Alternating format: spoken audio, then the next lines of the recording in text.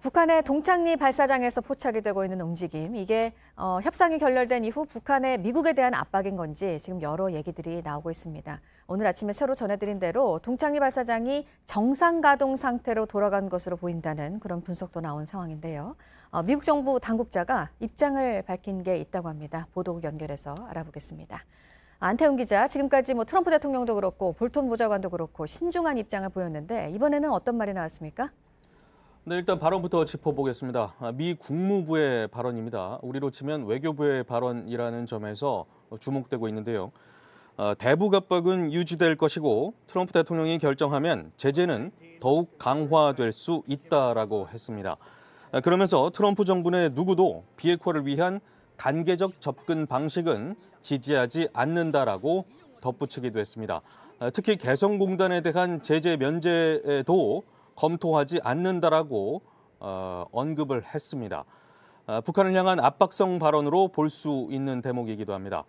이 당국자는 다만 최근 미사일 발사장 움직임에 대해선 북한의 의도를 좀 더 봐야 한다면서 신중한 반응을 보였고요. 북미 대화에 대한 결정은 북한에 달려 있다면서 북측에 책임을 떠넘기기도 했습니다. 일각에서는 국무부 당국자의 발언이 실명으로 전해지지 않았다는 점에서 협상력을 높이기 위한 외교 전략의 일환이다라고 분석하기도 했습니다. 다음은 경기도 연천 비무장지대 내 북한 지역에서 지난 6일에 불길이 시작돼 아직 계속되고 있다는 내용입니다. 산림청은 어제 소방 헬기 10대 등을 투입해서 불길 잡기에 나섰지만 불은 사흘째 꺼지지 않고 있다라고 밝혔습니다. 산림청은 오늘 산불 진화 작업을 이어간다는 계획입니다. 네, 그리고 오늘 대우조선해양 민영화가 확정이 되는 날입니다. 이 현대중공업 그리고 대우조선 두 회사 노조들이 지금 계속 반발을 하고 있는데 오늘 관련해서 일정이 하나 있죠? 네, 그렇습니다. 대우조선 노조원 500여 명이 오늘 아침 버스를 타고 경남 거제를 출발했습니다. 이들은 정오쯤에 서울 광화문 광장에 도착해서 매각 철회를 요구하는 결의 대회를 가질 예정이고요. 그 이후 청와대로 행진한다는 계획입니다.